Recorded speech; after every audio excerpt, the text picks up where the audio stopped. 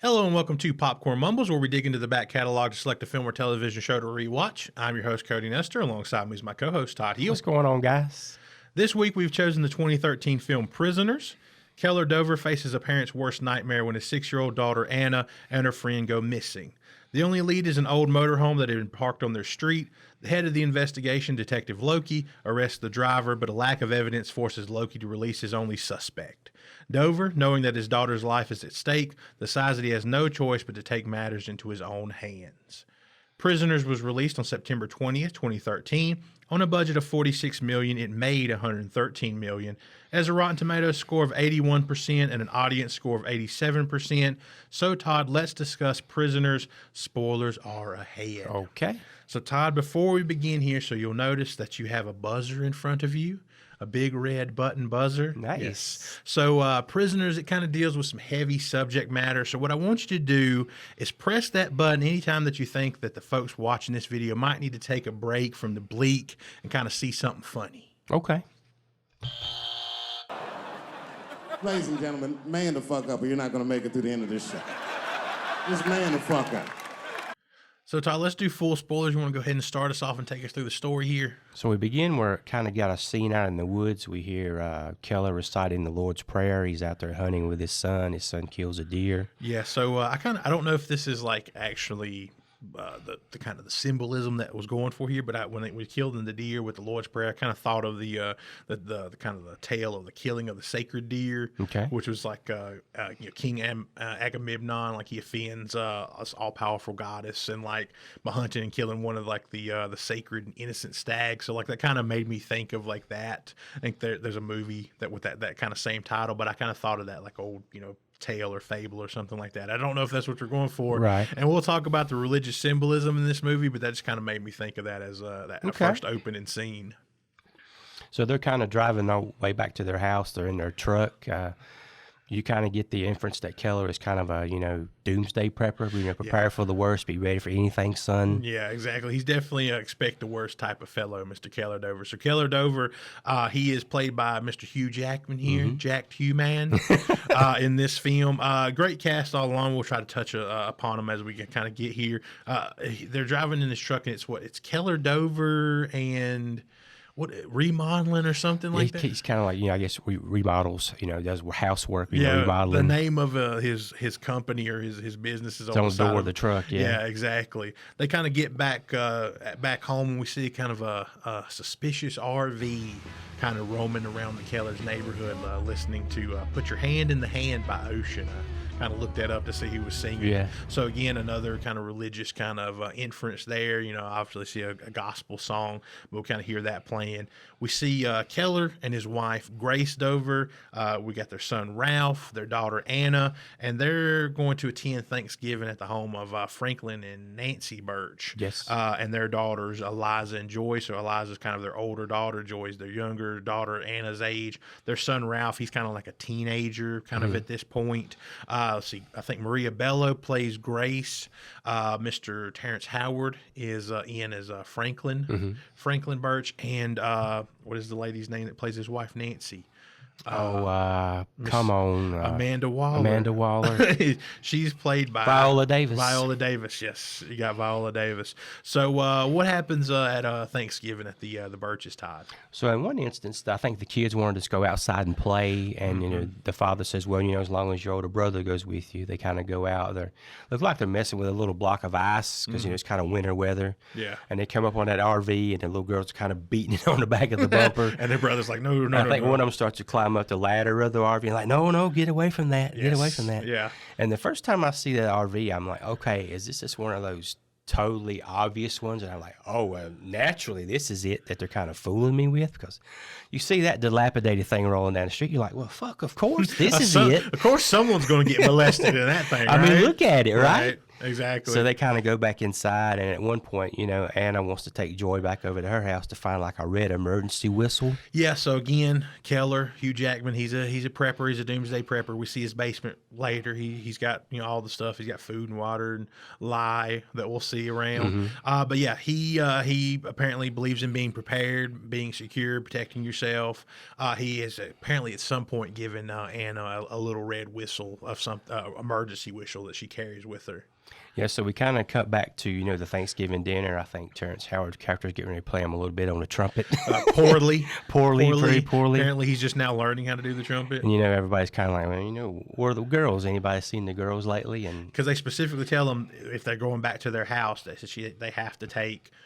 Anna has to take her brother and Eliza. They have to take the 2 older kids with them before they go back to the house. So Keller kind of goes in the living room and he notices the 2 older kids just sitting there on the couch watching TV. They're like, huh? What? He's like, you didn't go over there with your sister? No, I didn't know. So, they're kind of, well, I'll run over. He's like, I'll run over to the house and get them. Well, they go to the house. They're not there. Yeah, they're not there. They start searching the neighborhood and nobody can find them. Yeah, the scene where... Really big sunglasses. Bicorn. Smallmouth bass. Wow. Bowling pin. Mousetrap. Rubber chicken. Little to the left. That's it. I don't know. Any eyeball glasses? I've never seen those before in my life. Bazooka. I have a permit for that. Picture of Kellaway's wife. What? Uh-oh. Margaret! You son of a bitch! Jeez, I figured you had a sense of humor. After all. You married her! Ah! Very tragic, folks. Very tragic. Yeah, the scene where Keller, Franklin, Ralph, where they come back and they're just on the street. It's like rainy, and they're looking for the girls and they holler for them. It's just like it's pretty heartbreaking. Yeah, I mean, because as an audience member, like what's gone down. Those girls have been taken, and you're just like. It's just that gut punch of, you see them just frantically looking around that neighborhood and the girls are gone. Yeah. And it hits hard. That's why I hit the button. We cut to our main Detective Loki, played by Jake Gyllenhaal here. He's kind of dining alone on Thanksgiving. He's chatting up the Asian waitress about her zodiac sign. Right. And I guess about her bosses. Did you notice, Todd, that Loki has a blinking problem like you? I try to get the waiter's attention by blinking in Morse code. Why are you blinking so much? I've got something in my eye. Here, let me get it out. No, thank you. I don't want to die. Bonjour, sir was blinking at me. Is this because your date is a freak? No. Very good then. Bon appetit. I don't like my ticks being brought up and made fun of. That's why I hit the button. Fair enough. Yeah, he's got like this blinking kind of affectation. We'll kind of get into like the ticks and stuff of that Jake Gyllenhaal brought to this character kind of later. But he responds to the RV being spotted at a convenience store. We see the driver ends up trying to take off and ends up crashing the son of a bitch. Just runs it right into a tree. Right into a tree. We see that the driver of the RV was Alex Jones, not to be confused with InfoWars Alex Jones. Right. They're turning the frogs gay guy, not that guy. This is Alex Jones, played by Paul Dano. So of There Will Be Blood fame, obviously Matt Reeves, the Riddler fame.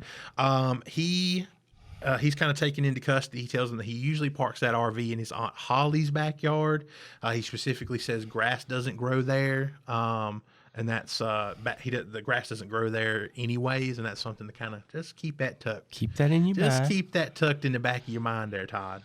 So they're kind of questioning him, and you kind of get the inference, so they kind of let you know that he's, kind of got the demeanor or the mind of a 10-year-old. Yeah, he's definitely something is either...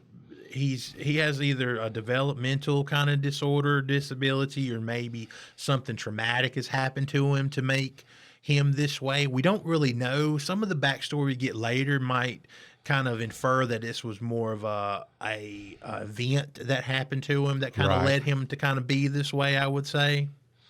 So, they kind of get through the question. I think that the lieutenant goes and questions his aunt. Yeah, Loki goes to see his aunt, and she kind of gives him a little backstory about, their family. She tells him that her and her husband had a fight 5 years ago, and he walked out and just didn't come back. We see him later back at the police station. The forensics boys are kind of going through the RV. He tells them they can't find any kind of physical evidence in the RV of the girls being there. They didn't find any evidence in his aunt's house. You know, he's like, there's no way someone could have, abducted and kept these girls in the van and him not, or in the RV, and kind of him, not find anything. Not find anything, right? So Loki goes around. Something to mention too. Did you notice is that the most unhelpful fucking dickbag police captain that Loki has, or what? Yeah, that dude is just a piece of shit. He's like the worst at his job. Yeah. And he's just like, he seems like to just get in the way more than he does anything. But I just want to throw that in there. That guy does nothing but like get in the way the whole movie. But Loki says he's going to go around, because they don't really have anything else to go on. They've got Alex in custody, but obviously he's not giving them anything. And they can't hold him much longer. They can't hold him, I think 48-hour hold is all you can do. So he says he's going to go knocking on the door of the 9 level 3 sex offenders that live in a 10-square-mile radius of the family, Todd. Do you really ever know your neighbors, Todd? I guess not. I wish you could have known that ahead of hand. They never moved there. Yeah. You know what, Todd? Do me a favor, hit that button.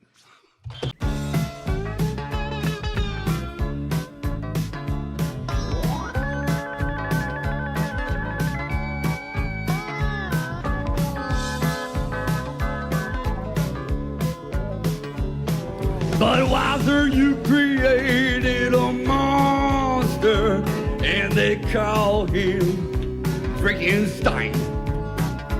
And the tavern down the street is the laboratory where he makes the transformation all the time. And a stein of Dr. Blood is a pint of monster blood, and it does affect me different every time. But Weiser, you created a monster, and they call me Frankenstein. And they call me Frankenstein. Yeah, I'm Frankenstein. I'm Frankenstein. I'm drinking. Anyway, so Loki, he goes around and he visits. I assume since he was knocking on the doors, I don't think it's specifically said, but I assume since he was knocking on the doors of other sex offenders, that priest is a sex offender. You would assume so. I would assume so. So what happens at the priest's house, Todd? So he kind of, he's knocking on the door. Nobody comes to the door. He kind of looks through the window. He sees the guy in there down, so he just kind of breaks on in. Right. assumes he's dead or something Yeah, happened to him. he kind of, he sees a kind of bottle there close to him. Figures he's drunk till he's passed out. He's kind of looking through the kitchen. You see another bottle there on the kitchen table. He kind of pauses at the refrigerator. He sees kind of something a little weird about that setup. Looks like something's been like drug on the floor, maybe. Yeah. So he kind of pulls the fridge out, and there's a little door back there. So he kind of makes his way in. He's kind of early, not really a steps down. You have to actually kind of jump down a little ways. Fall into the basement. Just to fall into the basement. I guess the priest lives there, but it's really a church, and it's like it's like a drop to the basement underneath the church.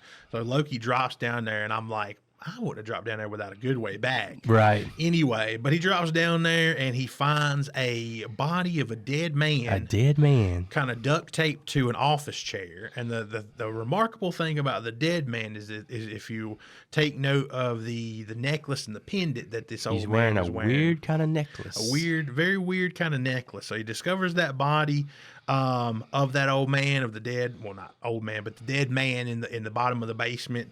And like I said, take note of that necklace. So let's take a break already here from the bleakness of this film story. Let's talk about the bleakness of its amazing cinematography there, Todd. So I was watching this and I was like, where is this filmed? I was like, I don't know if it specifically even mentioned like what city they're supposed to be in. I don't think it ever is. Well, actually. I know it's called Conyers, but I'm not city, but I meant state is what I meant to say. It's called Conyers, is the fictional town I think that they're in. It's supposed to be it's set in a fictional town in Pennsylvania, but it was filmed entirely in Georgia, which I never would have guessed. Like I thought it might have been like West Virginia or something like that, but the locations that they selected, it's really like it's like a kind of it's definitely not an affluent place. It's definitely, there's like there's nicer houses, and then in the suburbs, and there's definitely, you can see there's like kind of an element of poverty to it. And it's all like, it's set in the weather. It's like very snowy. Sometimes it's very rainy, snow mixed, sleety.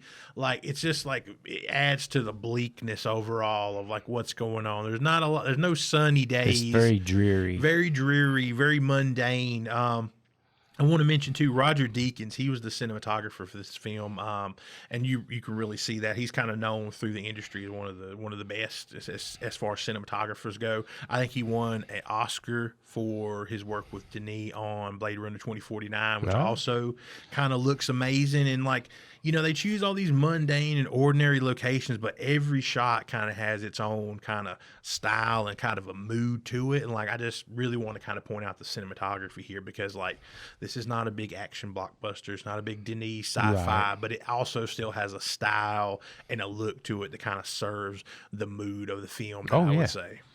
So at this point, the police, they have no other choice. They have to release Alex. Keller kind of drives down there to confront him as he's being released. He's walking out with his aunt, and, there's kind of a struggle between the two. And in the struggle, I had kind of, really, what did he say? And I actually had to rewind it, but he actually says, they didn't cry until I left them. Yeah. What the fuck? And it takes like 6 dudes to drag Keller off of him. It kind of reminded me of that scene in Mystic River where Sean Penn kind of discovers his daughter is dead. But he kind of whispers to him, just enough where he can hear. It's like, they didn't cry until I left them. And you're like, what? Is this guy, you kind of like, is this guy just playing? Yeah. Is this guy really not? Is there not something wrong with him? Is he really more sinister than it kind of appears? So it kind of leaves you kind of questioning that. Kind of back at Keller's house, you kind of see that, Grace, his wife, Maria Bello, she doesn't have a lot to do in this movie. She mostly spends it in the bed, because her character is that she's just falling apart. Which, I mean, I understand from her character. I'm not saying that's a negative. Like, she's kind of, I would assume, on anxiety meds and probably tranquilizers and, sleeping pills and that kind of stuff. She's just she's falling apart after the kidnapping of her daughter. It's been a few days at this point. They're scouring the woods for them around where the RV was found. Yeah. Nothing's been found. No one's called in. There's no tips. The only lead they have is Alex, who may or may not be, mentally impaired in some form or fashion. Yeah. But yeah. This summer, Arnold Schwarzenegger is a sea lion. It's bleak, folks. I thought you might want a break by now. It is bleak. So we see kind of Keller. He's waiting outside of Alex's aunt's house, his Aunt Holly's house. And Alex comes out and immediately starts mistreating his dog.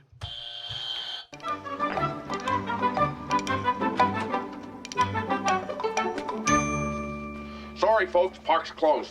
The moose out front should have told you. Dog abuse, hell no. Yeah. Animal abuse at all. That was no tough way. to me, and I'm just thinking to myself, if I'd actually seen that on the street, I may have just went up to him and just beat him into an inch of his life just at that point. It's tough to watch, and I was kind of looking about, I know there was a lot of people that were kind of up in arms when this film come out about, because like there's a debate about whether that deer in the beginning of the film was killed or not, and I couldn't really find a good answer. And then people were also questioning about, like, does he really like lift that dog up, and like, because that basically lifts it up to kind of like strangle it a little bit, but he doesn't kill it or anything. He ends up then he goes back to normal and starts walking it. But I'm like, it's probably of a movie with a lot of tough scenes, it's probably one of the tougher scenes in the movie, is to see him lift up this poor little dog and choke it. But Keller gets out of his car, ends up kind of following him a little bit. We hear Alex singing Jingle Bells, Batman Smells. That's important because Anna, the day that she was taken, her and Joy were singing that around the Birch's house. So it kind of leads you to believe, like, is one of those, is that something he heard from Anna, or, I mean, it's a well-known song. Is it just happenstance? Is it coincidental? He ends up telling him, he pulls a gun on Alex and ends up kind of kidnapping him basically at that point. Where does he take him to, Todd? Before we go there, I just want to say that this is a point in this movie where, and this is just my opinion, but your emotions in this film, especially me, can kind of ebb and flow just with Paul Dano's character. Right. Your gut punches, You know, when he walks outside with that dog and, you know, he abuses it. I don't give a shit what anybody says in that scene. Right. And I also feel like he sees Mr. Keller sitting over in that truck. Mm-hmm. And I think he walks on down and he starts singing that song. And at that point, I'm like, that motherfucker's not stunted in the head. He knows exactly what he did. Right. And that's the range of emotions you can run in this film just with that character. Right. It's true. Like, you really don't know. You're left to kind of... You have doubts about Alex and about his mental faculties. Is he really kind of traumatized or disabled in some way, or is it just a cover for his sinister lifestyle potentially? But what happens? Where does Mr. Keller Dover take our friend Alex? So he takes him, and actually he goes by and gets the other kidnapped victim's father, Franklin. Franklin, yeah, Terrence Howard, yeah. We find out that there's a Keller's father had owned like an old apartment building. Yeah. And I think they had lived there at one time. Yeah, I think they lived there when there was a kid. Just to kind of set up the backstory of that building a little bit in case we forget about it later on. So, yes, Keller's father had an apartment building where they lived when he was younger. Loki reads later about that apartment building. His father was, I think, a guard at a prison, and he had actually committed suicide in that building. Right. And Keller and his mother actually were the ones that found him. So there's a little bit added layer and dimension to that and to that character and his backstory about kind of what happened to him as a child. But yeah, they take him to the abandoned building of his father, and they kind of talk earlier in the movie about, hey, why don't you rent that place out or do something? He's like, it would take a fortune to restore that building. And when they go in there, you just see it's basically a crack house. I mean, that's basically what it is. It's just like it's falling apart. It's like it's completely like just like I said, crack house basically. Yeah, I can't remember if he had told him earlier or if he asked him when they got there, but he's like, did you bring your change of clothes with you? Talking to Franklin. I'm like, what's up with that? Right. So they kind of go up to one of those apartments and go into the bathroom, and there's Paul Dano's character just chained up in the bathroom. Yeah, and he tells Franklin, he's like, he's obviously holding him. He tells Franklin they got to hurt him until he talks, or the girls at that point are going to die because he's been released from police custody. It's been, I think, 72 hours-ish at this point, 3 days-ish. So he tells him, he's got to get him to talk. Tell him where the girls are. They have to hurt him, or they're going to die. He also says that Alex, you see the shift in Keller. Tells Franklin that Alex isn't a person anymore. He stopped being a person when he took their girls. Oh yeah. Which again, from the perspective of an audience, you understand the character's motivations, but then also the information that you see from the outside.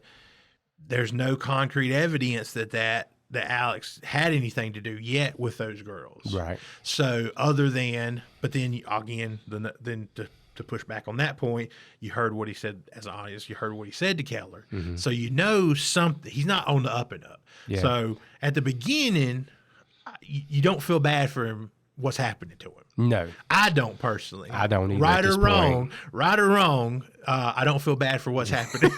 What's happening to Alex? So we go back to Loki, and so Loki is kind of discovered, looking around the area and what's going on, and kind of researching what's been happening in that area, and kind of abduction. He discovers that there was a 7-year-old boy named Barry Milland who was abducted 26 years ago, and he goes and kind of talks to his mother. Mm-hmm. His mother just spends every morning watching a videotape of him from around that age, every day, and she kind of remarks the kind of tape's kind of messing up because she's kind of wearing it out. Yeah. But he was abducted. Barry was abducted when he was 7 years old, which was 26 years ago in our story, because this story is set in 2013, and he was abducted on the same street as the girls were. And so you see Keller and Franklin, they kind of continue beating on Alex. Nothing. He gives them nothing. He doesn't say anything. We go to a candlelight visual that they hold for the girls in the town, and Loki notices a man kind of lingering a little weirdly over a teddy bear. Yes, that's kind of laying there, and he kind of makes eye contact with him, and the man kind of runs from Loki. Loki kind of chases him, but he eventually loses him in the woods. And you kind of notice right off, you see the guy's face, and he's one of our returning Denis kind of frequent actors that he collaborates with, that David Dasmalchian, yeah. Something like that. Mr. Polka Dot Man, Crazy Goon from Joker, as we mentioned before when we talked about him in Doom Part 1. But he kind of runs away from Loki. At this point, Terrence Howard is kind of feeling super, super guilty for the torturing of Alex. And you kind of see him go back home to Nancy, his wife, and he kind of, it's not seen on screen, but from the next scene, we see that he confesses to what's been going on, where he's been going every night and where he's been staying out late. He's been telling his family that he's been off in the woods searching with the police, but not really. He's been with Wolverine abusing the Riddler, right? In a bathroom in an abandoned building. So she kind of goes with them. You see that she kind of unties Alex for a little bit, and he kind of tries to escape out of a little window that he was never going to make it out of anyway. Yeah. And then they kind of have that scene there, and Franklin kind of takes her back home, and she's like, listen, like we're going to let Keller do what he's got to do. We're not going to help him anymore, but we're not going to stop him either. Like we're going to just kind of let him do what he has to do to Alex to kind of keep their girls kind of safe is basically kind of what you get there. And I think from this point, this is where Keller rigs the shower up, right? I think after so. that escape attempt, pretty much. I think there might be another visit or two in there with Nancy that I'm forgetting about. But do you want to tell us what Keller does with rigging up the shower? If I can just linger back a little bit Sure. on that scene when Viola Davis first comes in. Sure. I love the way that shot is framed because, she's going to walk in and she's going to see that Paul Dano's character for the first time. And I love the way you don't see his face because that broken sink is kind of blocking it because you know it's going to be bad. Right. And I love how they're not immediately showing it to you. That sink's blocking it. There was a point where Keller brings out a hammer and he kind of puts his hand earlier on top of the sink and he's threatening, he's going to bust his hand out of shit if he don't tell him he just bust the sink to pieces. There's enough of it left to block his face to when she finally walks around and you see the extent this dude's been beaten. I'm tired of this, Grandpa. That's too damn bad! That's for y'all folks, because I don't give a shit about his face at this point still. he's fucked up. He's his fucked eyes up. Swollen. He's beat till he's swelled up puffy. You don't even hardly recognize the actor anymore, honestly. Yeah, and that's the reason, kind of leading us to segue back to the shower. That's the reason that he confines him into the shower is because he says to Nancy and Franklin that, or to at least to one of them, to Franklin, that he can't keep beating him anymore. He can't keep torturing him anymore without killing him. Like they beat him so much that he's not able to do it anymore without killing him. So that's why he boxes him in the shower. So talk about that, Todd. So I think he says that he basically just gave him enough room to, barely see it, if maybe just crouch at the most. No light gets in. No light gets in. The only light gets in is a little, I guess it's like a piece of PVC pipe. So you can hear if he says anything. And you kind of see him like pressed up against that in a few shots. Like you kind of get a little light on his eyes, but no light gets in. It's basically a shower, like a normal everyday just a normal shower. household shower. And he's boxed up into it, and he's rigged the water system, the water heater, the water pump to either do scalding water or freezing water. Whoa! And that's what he does to him. It's basically the new form of torture is to either scald him or freeze him, and they just kind of keep him kind of boxed up in that shower. Yeah, and I know that's why I say that. You're with Paul Dano's character, you run the gamut of emotions. It's like, did he? Does he? Is he? Does he know? Does he not know? Yes. You take your gut punches or not. A lot with just this character. You do. And so, I think when Viola and Franklin kind of show, well, not Viola, whatever, Nancy, I think was her name. Yeah. They kind of show up back at their house. A little bit before that, we see David Dalmatian's character. He kind of breaks into their house, and he's making his way upstairs. Which her other daughter is at home at that point. He doesn't interact with her in any way. He's out of there by the time they get home. And so they get upstairs, and they're kind of knocking on the bathroom door, and you kind of think, well, did he do something to her? But, eventually she's like, she's kind of mad at him, like, you guys just take off and leave. Next time, let somebody know or something. Exactly. Not like my sister hasn't been abducted. Yeah, thanks for leaving me here by myself. But he also makes his way over to the Keller home, and he sneaks in there, and the mother actually, she's kind of startled awake, I think, by him in there. She kind of hears him rustling around, and he escapes through a window. Yeah. What was he doing in there? Yeah, exactly. Why was he in the house? Yeah. I know, like it's like almost a cliche with some of these like whodunit things in popular culture, which like they always say like sometimes the person that perpetrated the crime, they like to go back and relive it. Was it just him? Was he at the candlelight vigil to relive the crime? Was he breaking into their house just to relive something, that kind of thing. But so you're kind of left wondering, like, what's been going on there? Like, why is he coming back into both houses in the same night, especially after he'd already been spotted by Loki? Like, what the fuck is going on there? And Grace brings Loki in. She tells him what's happened. That the window wasn't open, and she's like, "Aren't you going to write it down?" Yeah, he's just kind of exactly. He's just like, he's like out the window or something on his little notepad, just to kind of appease her, pretty much. She also, when showing him around the house, he also notices Keller's basement.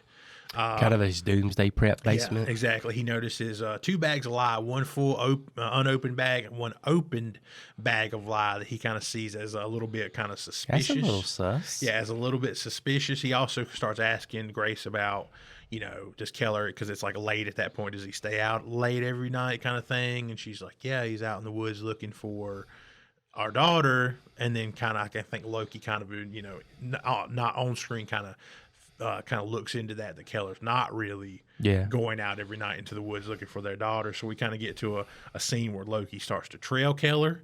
He trails him to a wine and spirit store. And that's literally what the sign says, wine and spirits. No need to be coy about it. This is what we got here, wine and spirits.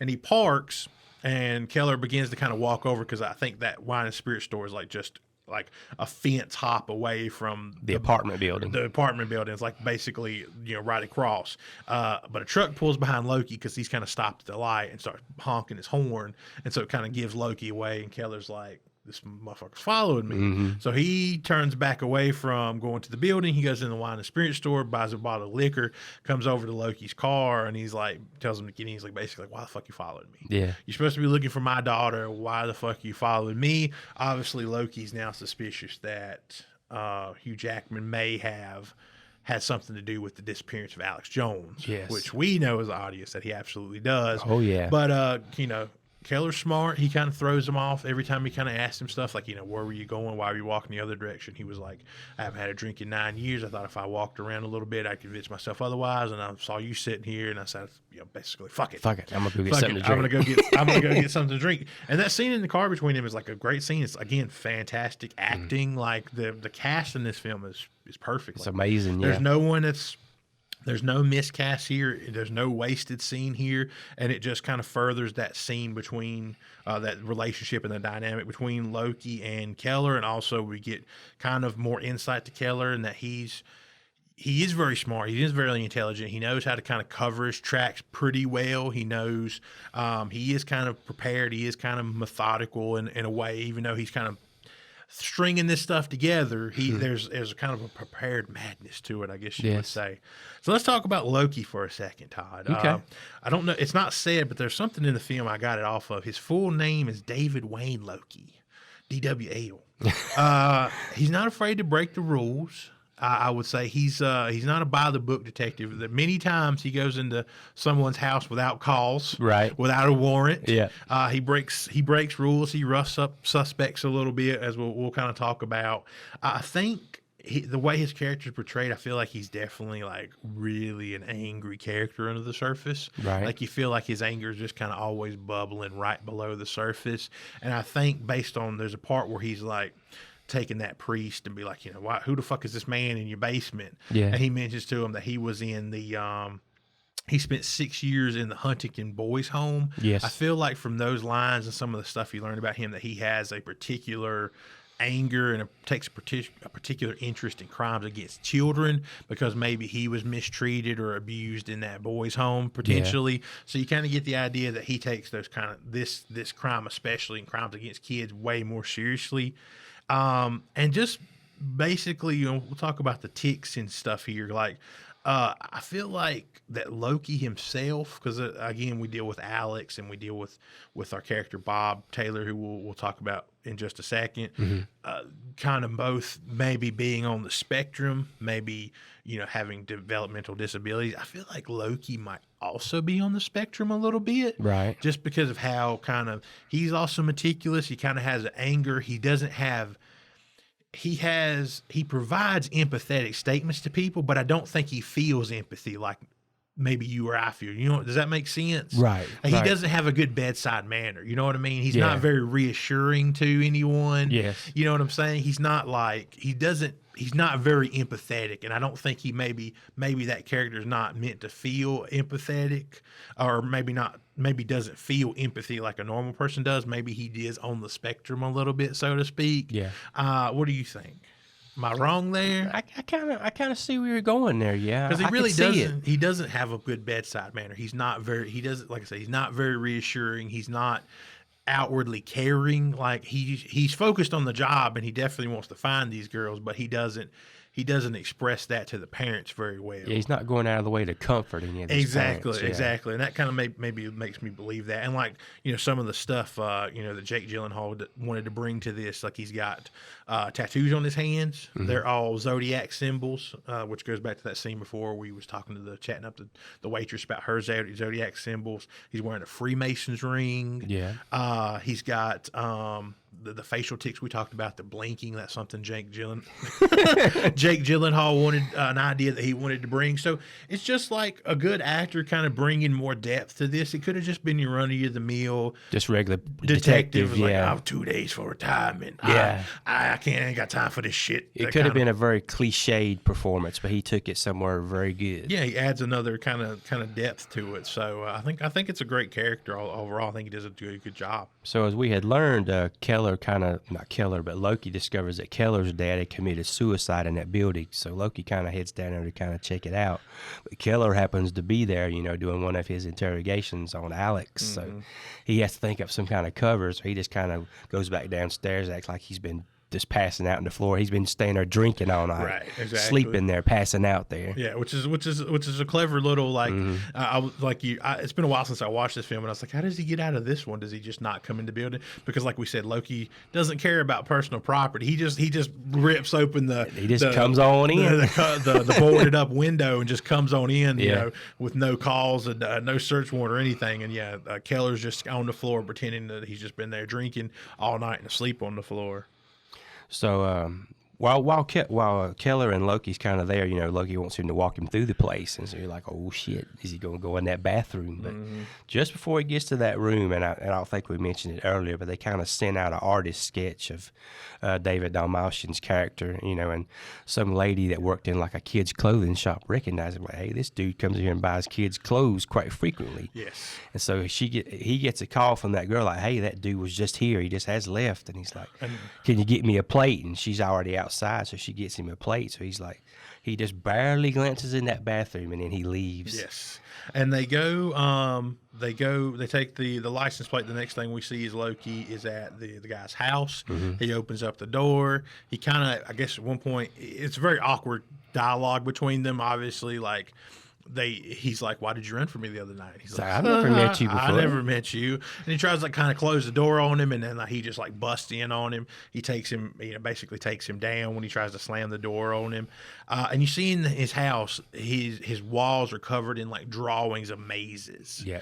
And that's our second kind of reference to that, which we'll go back to mazes in a second. But you see his house is covered in drawings of mazes, and Loki's kind of looking around while he's got him handcuffed on the ground. There's a pig's head in the sink. Oh yeah, just covered in flies. It's not a dirty place at all. It's just, but there is a pig's head. In the sink, rotting away. He finds some locked crates in a room. It's probably 8 or 9 or 10, and you watch him go into that room, and you see those locked crates. And you're like, oh my god, that's little girl's bodies. I was like, is there bodies of children in those? And you're like, oh, what the fuck I'm about to get into. Right. So they're all padlocked. So he takes something and like starts, you know, cracking open the padlocks on them. He opens one of them and finds like blood-stained clothes of kids. And underneath, what does he find, Todd? A bunch of snakes.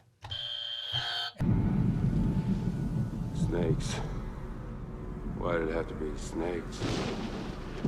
And that one's for me, folks, more than you, because I can't stand snakes. Todd has a deep ingrained fear of snakes. And I thought I read that they're not real snakes. I thought I read that they're actually CGI. Not that makes a difference to you, of course. But yeah, he finds kids' clothes in the crates. Some of them are kids' clothes and snakes. One of them is just got a book of like mazes in it. But they're just a just all crates full of like bloodstained kids' clothes, and you're also like, oh my god, what is this dude kind of being up to? At this house, like what crimes is this dude guilty of?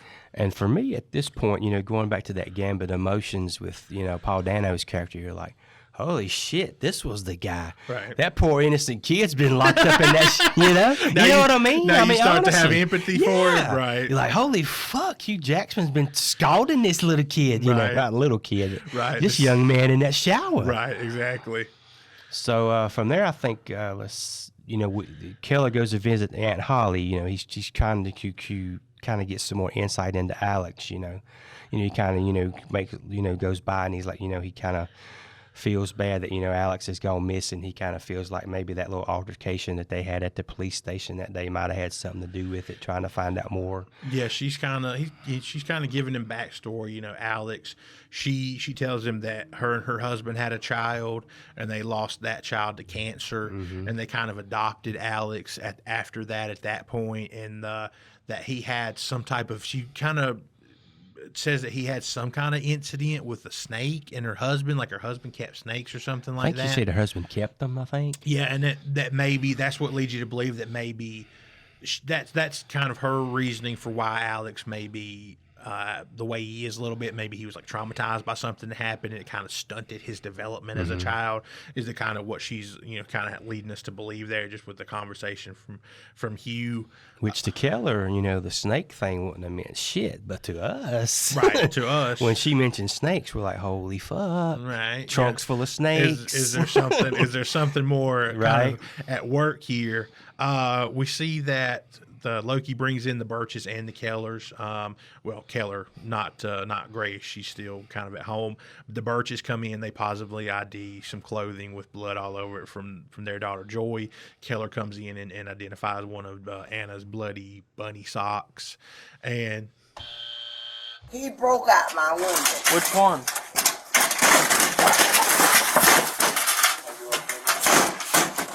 Man, look, I'm so mad. I had to do it, folks. Yes. This is, of all the gut punches, this is the big one. Because you're thinking like those girls at that point. You're thinking those girls are gone. Yeah. Like you think that they're now we're just. It's not so much about finding them alive. It's about finding who killed them and where they are. Yeah, and it's bad enough when Franklin and his wife go in and but when Hugh Jackman's in there, I don't know if I can get through this. And he's sitting there and he's like, no. And they get to that. I think it was a little owl on that sock. Yeah, an owl or a bunny or something. A bunny or something on that one bloody sock, and that was it. And I tell you that, it hit me hard. It gets you. We learned that the mysterious man's name is Bob Taylor. So Loki, he kind of grows tired. They've got him in an interrogation room. He tells Loki that he's going to draw him a map. And Loki's kind of watching him, and he's growing tired of Bob drawing mazes, and he's drawing mazes instead of drawing the map. Again, his house was covered in the mazes. So Loki goes in there again. He's not a by the books cop. He starts roughing him up, starts throwing him around. Some of the other cops kind of come in there and try to break it up. And in the little tussle there, old Bob grabs one of the other cops' guns, puts it in his mouth, and blows his brains out. And you're like, what the fuck? I was like, this is our main primary suspect right. now. Where are we going here? Yeah. And he's dead. He's just committed suicide. And like, what if he is the one that abducted these girls and he's the only one that knows where they're at and he's dead? Yeah. And you're just like, what the fuck is going to happen from here? So we see that when Keller goes back to kind of torture Alex again, he's kind of almost at that point, he's just like, At that point, he's just kind of almost like, I'm in this deep. I can't just let him go. Yeah. He's kind of almost like, it's like a hassle at this point. You're like, I've got to keep doing this to you. I got nothing else to do. Just tell me something, or I'm going to keep doing this. Yeah, just tell me something. And Alex kind of starts whispering and kind of like, tells him that he says the girls are in the maze. And he's like, what does that mean? What maze? What is the maze? Where's the maze? Where's the maze? And then Keller's like, no more riddles. And I'm like, Is that a signal that Paul Dano will one day, like 10 years later, foreshadowing, play the Riddler? And we learned too that all those kids' clothes that they found in Bob Taylor's houses with the snakes and in the crates, all those kids' clothes that he had just bought them at the shop, and all of them were covered with pig's blood. Yeah, there were two. They dug up two bodies out front, but they were just children's mannequins. Yes, and so all those clothes, including the ones that were identified by the parents, they were the girls, but they were also just covered in pig's blood, not their blood.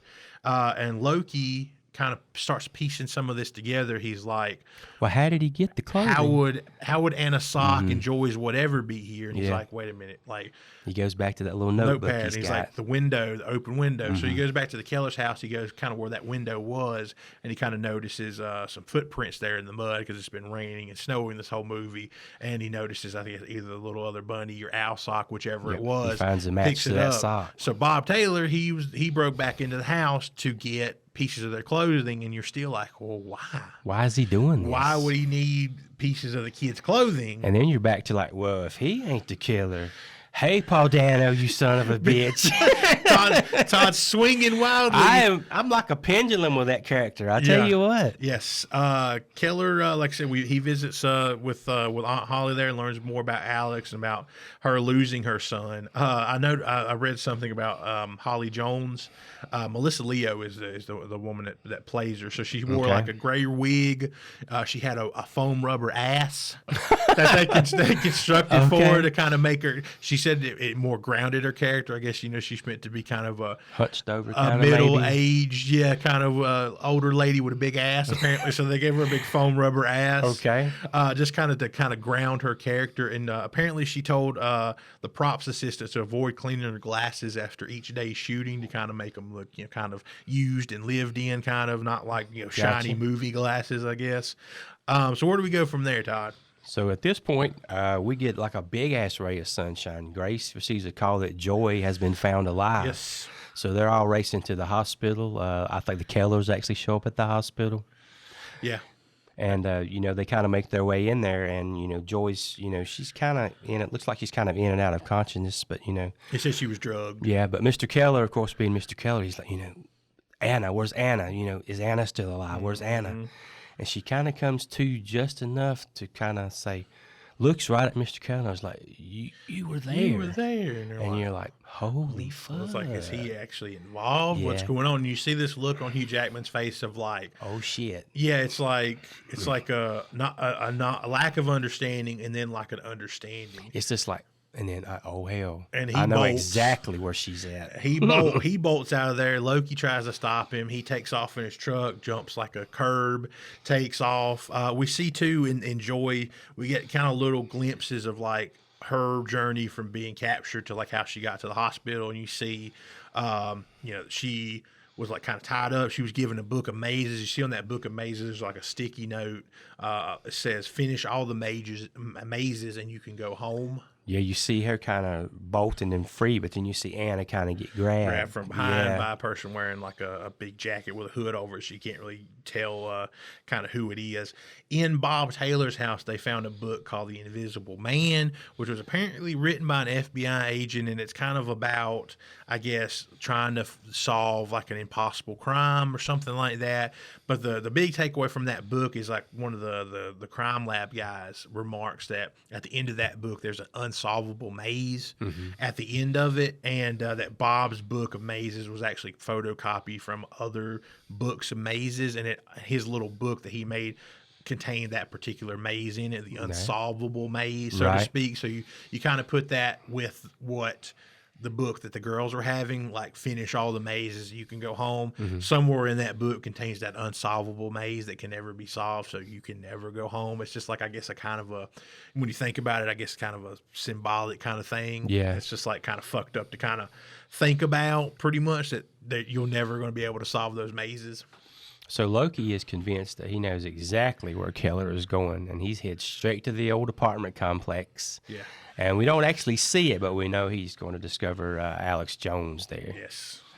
Meanwhile, we go and we pick up with Keller, and Keller has returned to Aunt Holly's house. He's brought his tools this time. He's brought his tools. He's like, I just want to try to make amends for all these things with Alex. You know, I still feel guilty. I feel like he ran away because of me. I know your screen door's fucked up. And she's kind of standing there. She's got a towel over her hand. She says she's burned it earlier, scalded it or something.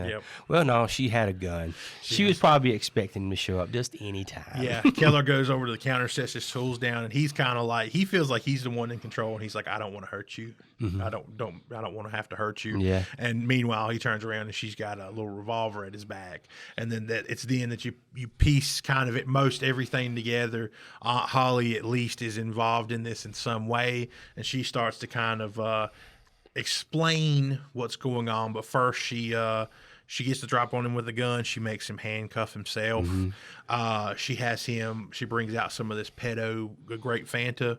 That's it looks just like what the girls had to drink in the flashbacks. Right. She makes him drink this pedo Fanta, and she kind of explains that it was her husband's recipe for the drugs he was drinking, and tells him how much to drink.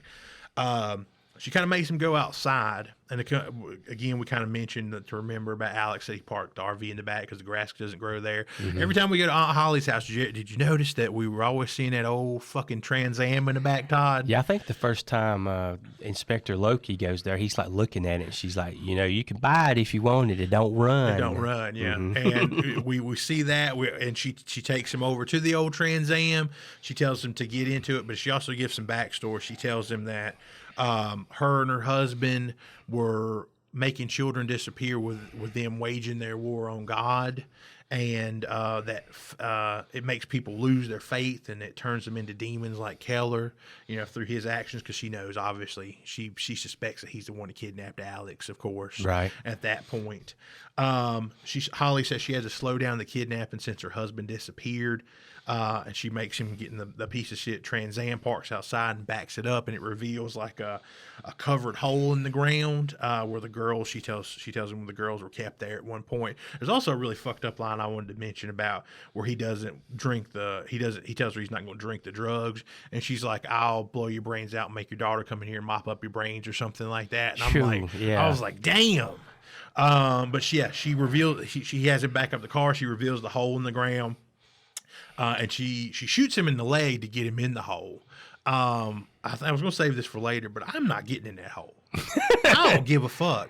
I'm not handcuffing myself, and I'm not drinking that shit. I'm not drinking that shit, and I'm not getting in that hole. Because at that point, nobody knows where he's at. He didn't tell his wife. He didn't tell Loki. So anybody that ever finds him would have to piece this together. And I can't take that for a fact that anyone's going to find me. So at that point, I assume I'm the only hope for anybody. So I'm going to hope that I get shot and it's not fatal, but I'm going after this old lady. I get the drop on that bitch. Yeah. I'm going to push the table at her, or like I'm going to pretend I'm getting in that hole, and I'm going to like go for her legs, or he had just set that thing of tools on that counter. If he could have just turned around and flung that I'm shit going to throw a hammer at her. Yeah. I'm going to do something. But even if I handcuff myself, and I'm not drinking that shit anyway, but I'm not getting in that fucking hole. If you get in that hole, you're dead. You're gone. You know you're dead. Yeah. And I'm not getting in it. But Hugh Jackman, he gets in the hole. He gets into the hole there, just to kind of stay with him for a minute, because the rest of the film really doesn't come back to him later. In the hole, he's got some kind of light. I don't know if it was off of his phone maybe or something. I couldn't tell. She'd made him put his phone in the garbage disposal. Oh, that's right. Yeah, it was not on his phone. So maybe just had some kind of little tool or maybe something. She also had him put his keys in the disposal, because she drives his truck away and I guess parks it somewhere. But we see while he's in the hole, he's got a little light, and he finds Anna's red emergency whistle. Somewhere in these eyes, I'm on your side.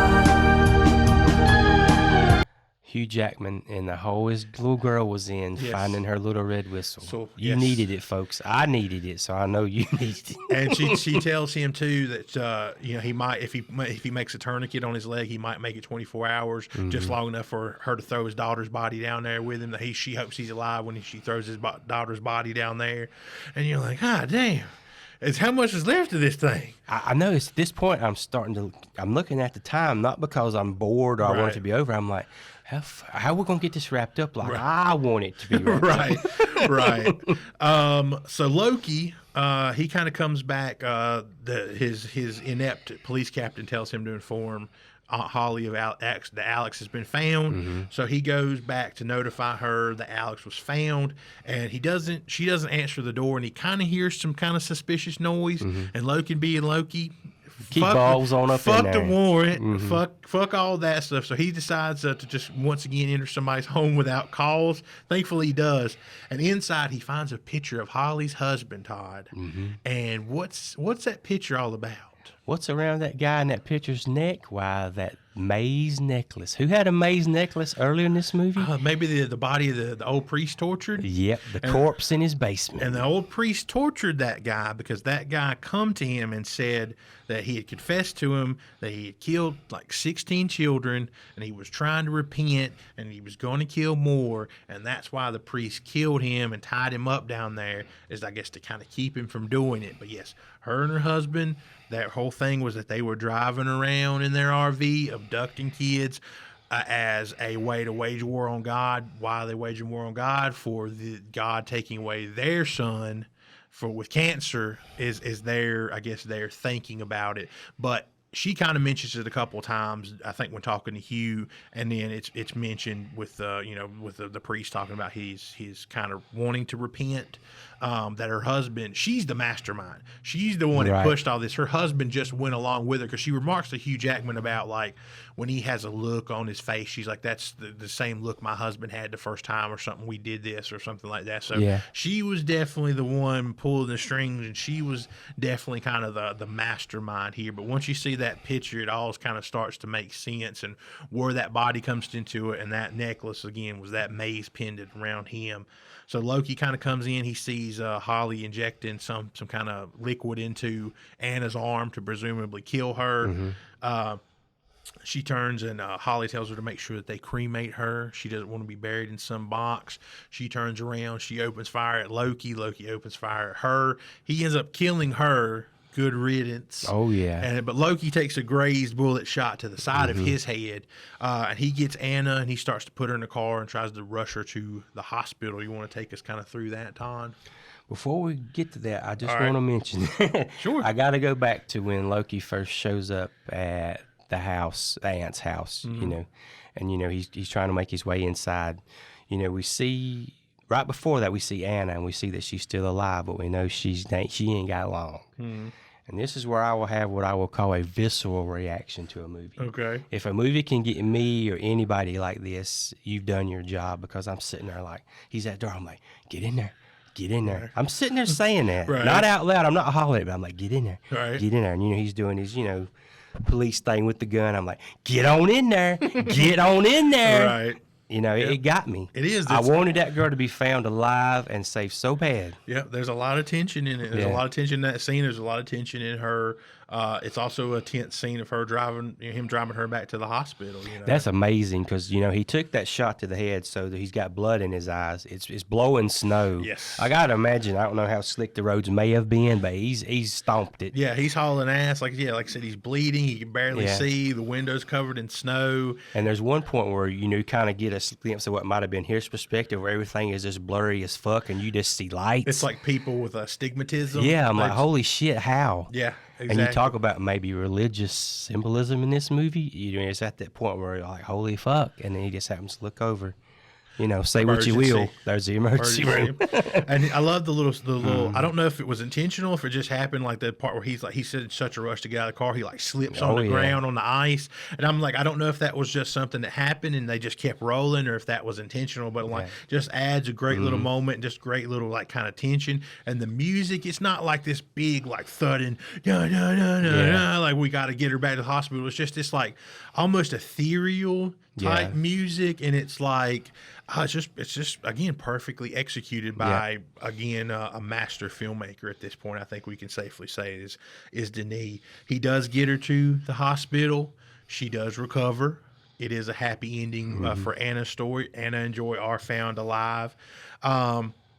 We see Loki reading in the paper that Barry Milland, which is AKA Alex Jones. So Alex, our poor tortured Alex, was in fact the 7-year-old boy that was abducted 26 years ago. He was taken by her and her husband, and he was kind of, I guess, I don't know, brainwashed or I traumatized. guess they kind of kept him as a surrogate son since they'd lost theirs to cancer, I'm assuming. Right. Go ahead, And I'm sorry. I guess, again, his maybe how he is it maybe his trauma from being abducted and being kept and all those kind of things. So you also start to kind of get that you swing back that emotion about Alex. Yeah. Is you're that like, holy shit, this was a kid that was abducted 26 years ago from his mom. Yes. And I mean, you think about it, I'm going from wanting this son bitch to be scalded to death at points to wanting to beat the shit out of him myself at points. To, Yes.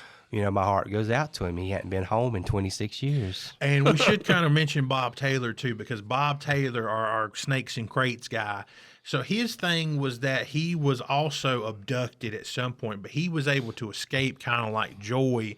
I think he was drugged, but he managed to escape after maybe a couple weeks or something like that.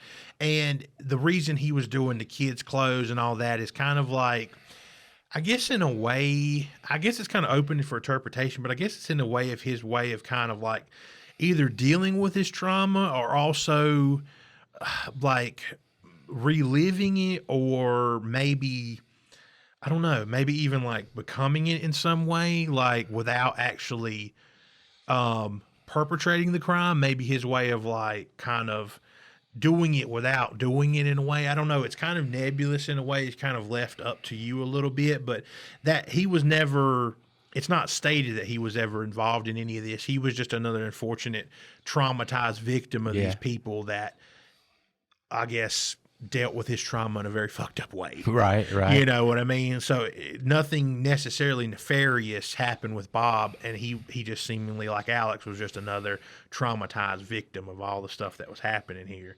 My question to you, Todd, with Alex's character at the very end of this, do you feel that Keller tortured a completely innocent man? Do you view Alex as completely innocent?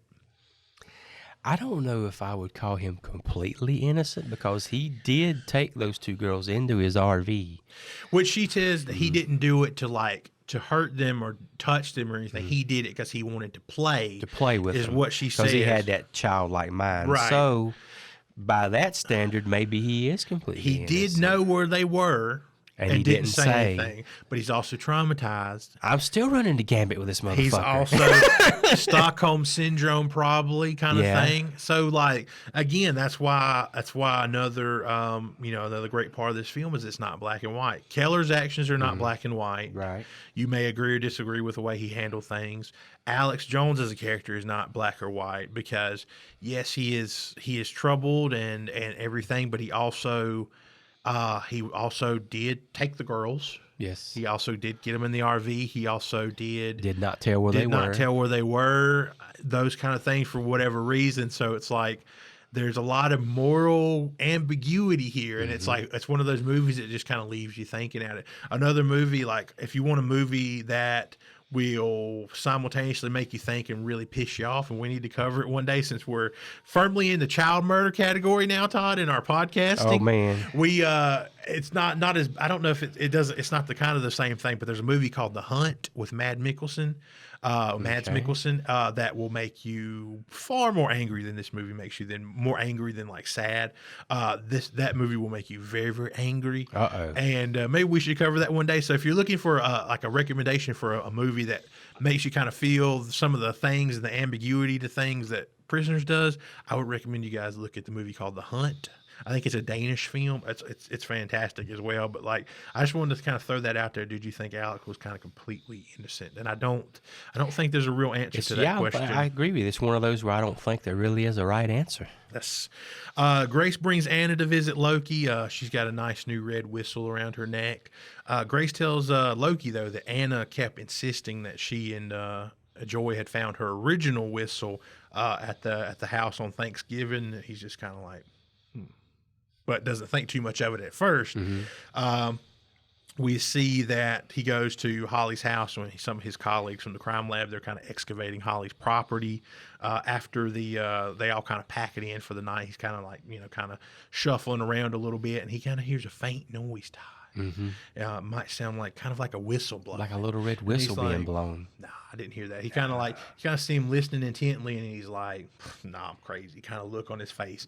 And then it's like, you hear it again. It's like, And then we go to black, Todd, as the whistle sounds keep blowing, which is, of course, Mr. Keller Dover in the hole underground, parked under the old Trans Am, blowing that little red whistle. Trying to alert somebody of his presence. And it's up to you or not, Todd. It's up to you as the audience to think, does Keller Dover get out of that hole? And it's up to you as an audience member. Do you want him to get out of that hole? Because how do you feel about him? Keller Dover at this point. How do you feel about what Keller Dover did? Do you want Keller Dover to get out of that hole or not? So some people may say they might want to. I think they filmed the alternate ending where they find him and they get him out of the hole, whatever. I think it's better this way because it leads into the moral ambiguity of it. Do you think, does Keller Dover need to be redeemed as a character? Does he deserve to be found, or does his actions, extreme at best? Yeah, kind of like the argument about religion itself is like some of the worst things that's been perpetrated. Not to get too religious or political or ideological here, but some of the worst things perpetrated in history has been done in the name of religion. So how far did he take it? Is it too far for him to be redeemed as the character? Should he stay down there? So it's kind of left up to you to kind of decide that. So do you in your head, Todd, does Wolverine get out of that hole?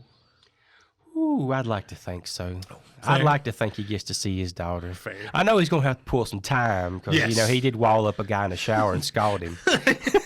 Beat him to within an inch of his life, yes. Let's go here. Just a couple things before we wrap up here. I want to talk about the religious kind of inferences and symbolism that we have in this film. Obviously, it's pervasive throughout the film. The Lord's Prayer, again, we get that a few times repeated by Hugh Jackman at the beginning of the film and throughout the film. We get the gospel song, Put the Hand in the Hand by Ocean. Keller's rearview mirror in his truck has a cross on it. Keller wears a cross necklace around his neck. Loki has a cross tattoo amongst his zodiac symbol, a cross tattoo on his hand. Keller hears a sermon on the radio at one point when he's going into his truck. Yep. The priest said the abductor he killed was raging a war against God. Again, Holly backs that up. Keller prays to God while torturing Alex. Keller can't finish a recitation of the Lord's Prayer while in the room with Alex. Holly says her and her husband were very devout before their son died of cancer. They lost their faith after that. And again, we kind of wrap up here with the war that Holly and her husband rage for their son being taken away by God. So there's they see it being taken away by God. So there's like a lot of religious overtones and undertones of the movie. And I've heard some people say that this is not an attack, but is it a way of saying that kind of the religion is kind of the leading to the bad things that happen to these people, like in its own roundabout way? Mm-hmm. Those are bigger questions than you and I can answer. Todd. Exactly. But I would say my point here is that these are it's a film that makes you think in a lot of different ways, and that's another extra layer on top of a very kind of a complex movie with a lot of different factors and a lot of different kind of tones and things that leave you just kind of pondering well after you've turned the movie off, I would say. Exactly, yeah. So, Todd, I think you had one more note before we get into our reviews here. Yeah, on a very lighter note. Thank God. We will call this our superhero connections. At this point, there's a lot of movies you could do this with because so many actors have been in superhero films. Yes. But, of course, we have Hugh Jackman. Of course, he's Wolverine. Yes. Jake Gyllenhaal would play Mysterio. Yep. Terrence Howard, I forgot his name for a second. Thank you. He played the first Rhodey Rhodes. Yeah, James Rhodey Rhodes. Viola Davis was, of course, Amanda Waller in the Suicide Squad films. Of course, Paul Dano went on to be the Riddler. Yep. Davis Dastmalchian was Polka Dot Man. And one I didn't know was Donnie Gill was the Blizzard on the Agents of S.H.I.E.L.D. I'm assuming that was a TV series. Yeah, Donnie Gill is I think his character's name. It's Hugh Jackman's son. Okay. He plays Donnie Gill, a.k.a. Blizzard, on the Agents of S.H.I.E.L.D. show. And that was one I did not know. When I was looking it up. And the last note I have here before we go on, because I thought it was, I don't know if it's interesting, but I think it's just something to think about as a possibility. So apparently Mark Wahlberg and Christian Bale were set to star in this at one point before they decided to do The Fighter. Yeah. I'm all aboard on Christian Bale. Fuck off Mark Wahlberg. But the thing I found interesting is that Bryan Singer was supposedly in line to direct. Oh, could you imagine a Bryan Singer film about this Oh, whoops! Oh, I dropped my monster condom that I used for my Magnum Dong. I'm out of here. No. About this subject matter. Right. Could you imagine a Bryan Singer making a film about this subject matter? No, me either. Does not mix. I wanted to put that in there. So we rank films on a 1 to 10 scale, starting from 1. The ranks are torture, 2 awful, 3 bad, 4 subpar, 5 mediocre, 6 decent, 7 good, 8 great, 9 amazing, and 10 masterpiece. Todd, give us your final thoughts and review score for Prisoners. Prisoners to me is one of those, it's like a roller coaster of a movie. I mean, I can't think of an emotion this didn't hit for me. I got emotional. Right. I got angry. It runs the gamut. And anytime you can get me to have a visceral reaction to something where I'm to the point where I want to shout at the TV for somebody to do something, you've got me. And I think that's what filmmaking at its finest is supposed to do. Our final score for The Prisoners is 8. I think it was a great film. Yeah, I don't really have too much to add to that. This is a film that I saw. I didn't see it in theaters. I saw it because I've been kind of aware of Denis for a while, and he's been one of my favorite directors, and I think has become my favorite director currently in Hollywood. And we're right now, as recording, Dune Part 2 just hit. We have a video out about that as well. And I thought, instead of doing, we talked about it, instead of doing another really dense sci-fi like Blade Runner, let's do a movie about child abduction. What were we thinking? Where's my ex? I'm just kidding. But again, this is we wanted to take a look at another Denis film. It's one of not his earliest, but in some of his earlier works before he started getting into some of the sci-fi films like Arrival and Blade Runner and now Dune. And you just see a filmmaker that can make a movie about a subject matter like this and make it into a fantastic film overall that works on every level, and someone that can pivot into making a huge blockbuster sci-fi action flick. You know what I mean? And you see that's the hallmark of a great filmmaker. And this is one of those films that it's a tough subject matter and it can be tough to watch, but it does make you think. It's great. It's a visually stunning movie on its own, even though it's in the ordinary and the mundane. It has a look to it unto itself, but it's one of those that leaves you, like I said, leaves you thinking well after you've kind of turned it off. And it's something I've come back to every now and then just to kind of revisit because I think it's such a solid movie. So for me, I give Prisoners an 8 out of 10, which ranks it as great. Todd, tell everyone how they can find us and get in touch with us on social media. We are at Towel Capes on YouTube, Twitter, and Instagram. Towel Capes Podcast on Facebook. You can also email us at towelcapespod@gmail.com. If you enjoy the show, please consider following us on your podcast platform of choice and subscribing to our YouTube channel. Popcorn Mumbles will return next week. We want to thank you so much for watching. Until next time, bye, guys. See you guys.